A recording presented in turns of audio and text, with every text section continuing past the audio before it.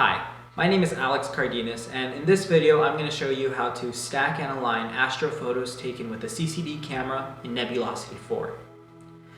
So today I'm going to be working with a set of images from M81. These are 20-second exposures in a 2x2 bin, and I have images for my luminance, red, green, and blue filters, as well as my dark frames.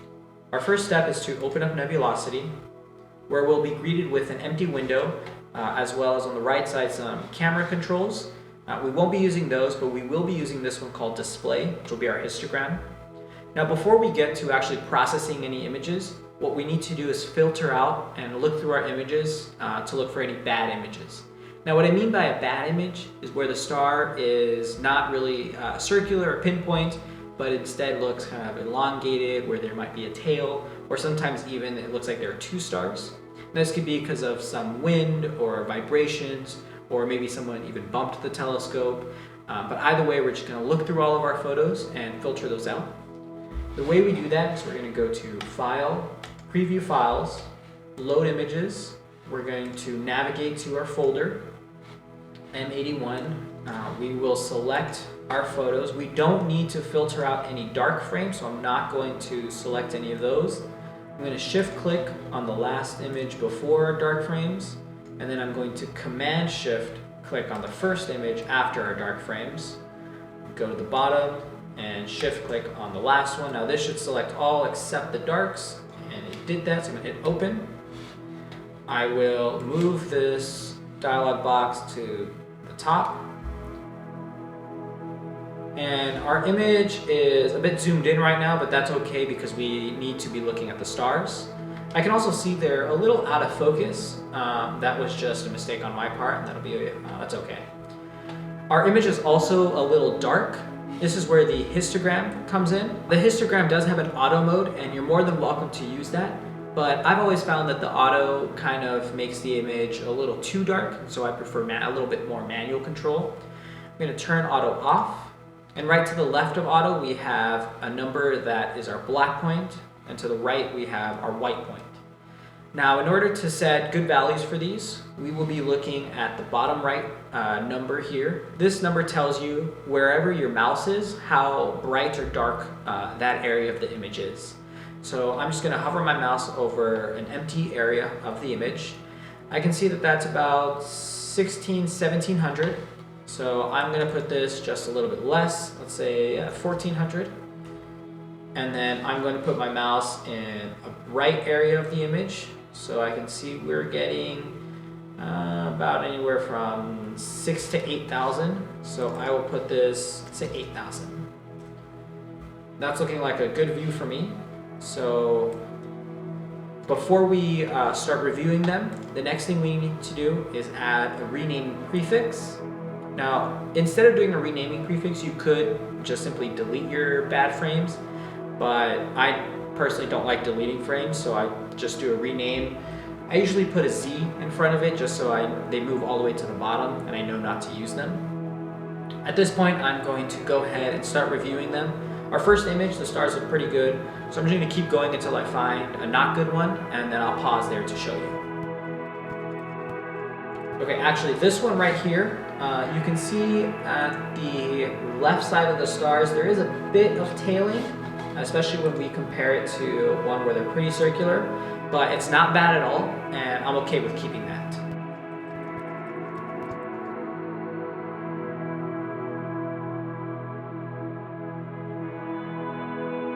And so right here we've switched to a different filter. And so I'm going to redo the process where we look at the histogram again, just to show you. So I move my mouse to an empty area. We're getting a value of around 1300. So I'm going to drop this to 1100. And then our bright value is getting up to be around 3000. So I'll put this, let's say 4000. Yeah, that's pretty good. And actually now this is a good example of a not good image. You can see the stars, they have a tail on the right side. If we compare it, oh, this one's even worse. Let's see if the next one. All right, this one also has a tail, but it's not too bad. But these three, they're not the best. Yep, that one's not great either. No, that one's not great either. All right, so we probably had consistent gust of wind for a few minutes here. So I'm just gonna go ahead and rename all of these. See where we started. Okay. Oh, so here's what an image where the stars look pretty circular are. I'm gonna zoom out. I'm gonna go ahead and rename those bad ones, and then I'll get back to it.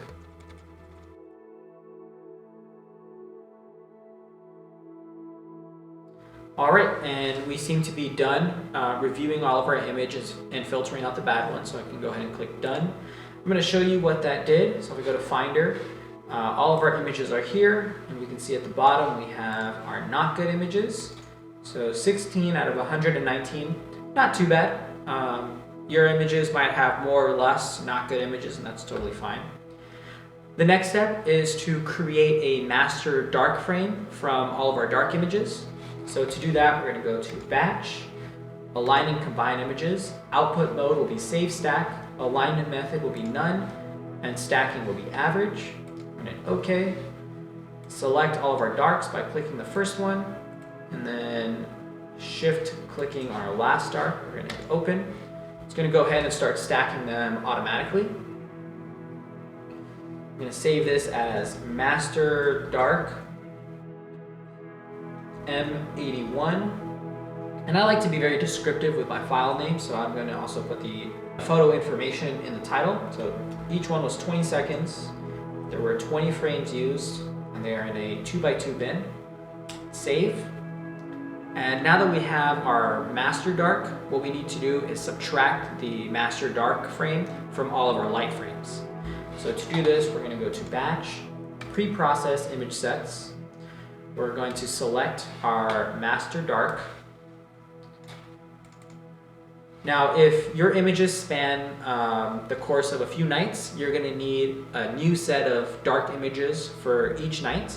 And so you can add those different nights to these. Also, if you have any bias frames or flat frames, you can add those now. I generally don't, so I'm just going to go ahead and add our light frames, and I'm going to group them by their filter or their channel. Select all the blues. Right here we can see how many of each channel we have. And generally you do want about twice as many lights as you do have your color images. Don't forget to actually select which dark frame you're going to be subtracting. Stack mode will be average, and then your prefix can be whatever you want. I always prefer dark sub for dark subtraction. And OK, it's going to go ahead and process those frames. I'm just going to wait for that to finish. All right, I'm going to go back to our folder, and I'm going to organize this a little bit. So you can see now we have all our dark subtractions here. I'm going to make a new folder called Dark Subs, and I'm going to make a new one called Raw for our raw frames. We're going to move them to where they go. You don't need to do this, but I just like to stay a bit organized because there can be quite a few images, especially when you're taking multiple hundreds. So our next step is going to be stacking each individual color or channel together. Now to do this, we will go to our Batch, Align and Combine, Save Stack. Our alignment method will be Translation, unless you're in a case where your images span, again, the course of multiple nights, specifically within one channel. If it does, what you're going to do is Translation and Rotation. Right here, they add another option for Scale. Now this will be if you're using a different camera or a different telescope, now an actually different telescope that has a different focal length. All the needs in here and all the cameras are the same, so you don't need this one. If you do need translation and rotation, I'll explain that at the end of the video, so you can skip over to that part. But otherwise, we're going to stick with translation. And then the default options are fine. I hit OK. I'm going to go to our dark subtractions, and I'm going to select each one by channel. So first our blues, I'm going to open these. I'm going to zoom out a bit. We don't need particularly good viewing on our histogram, so these I'm fine just setting to auto. And then what we're going to do is within our crosshairs, we are going to select, you can see here on the bottom left, a non-saturated star. I'm just going to select this one right here that fits within our crosshairs. This one looks like a good one. Now what Nebulosity is going to do is going to show you this red circle, and ideally it will highlight that same star that you've selected, but it doesn't always get it right. In the case that it doesn't, just go ahead and re-click on that star. In a case where it does and it's pretty centered, you can see there are some extra commands here at the bottom. So if you hold command and click somewhere, it'll keep that guess. So I'm just going to go ahead and do that command and click, and then now I'm just going to go through these. I'm going to stack all those, and it will ask me where I want to save it. I'm going to create a new folder called Stacked. I'm going to name these Stacked M81. These are my blue frames. Again, 20 seconds each. I stacked 20 frames together, 20 times, and these are in a 2x2 bin. Now I'm going to redo that with our next filter, which in this case will be green.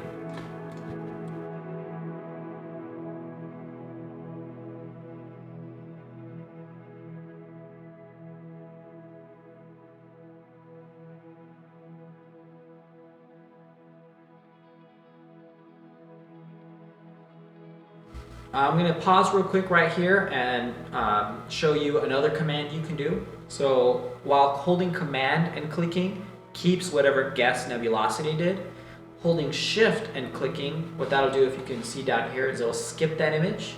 This is particularly useful if there's a case where you find an image where the stars aren't that great and you might have missed it during your filtering out stage. And so here I have a photo where the stars aren't that great actually.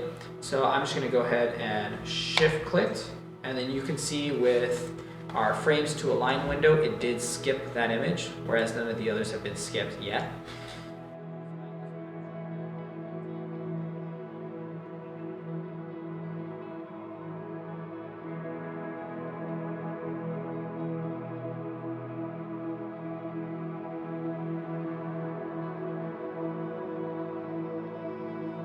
Alright, and so now we have all of our individual filters stacked. Our next step will be to align all of these together.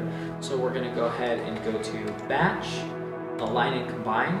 Our output mode will change from Save Stack to Save Each File. Alignment method will be Translation again. We're going to hit OK, and this time we're going to select our stacked. And we're going to do the same process. Alright, so that's done, and if we go ahead and look at our folder, we can see in our stacked folder that these have now been aligned. And so with that being done, you are now ready to move on to the next process, the next stage, which will be to combine your different color filters and luminance into one image. This will be done in whatever photo editing program you use.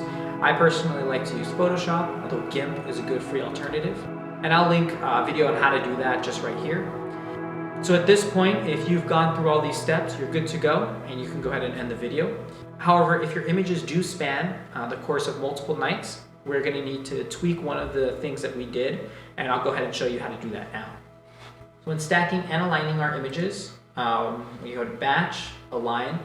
Instead of doing translation, I mentioned the translation and rotation, so I'll show you how to do that. I'm going to do it with our stacked images, just as an example, because I don't want to do all the 100 images I have. You can hit open. It's a very similar process to just translation, in which I'm actually going to zoom out a little bit. I will select one of the stars, and then just reselect it for all of them. And once you've selected the same star for all of your images, you're going to have to do this process again, but with a different star. I recommend choosing a second star that's on the opposite end of your first star. So I'm going to go ahead and select this star. It's a little big, that's okay. And continue through that process. And then once you're done with that, now, I'm not gonna save this, but you can. Now you'll be good to move on to the next video. So I hope this helped, and thank you for watching.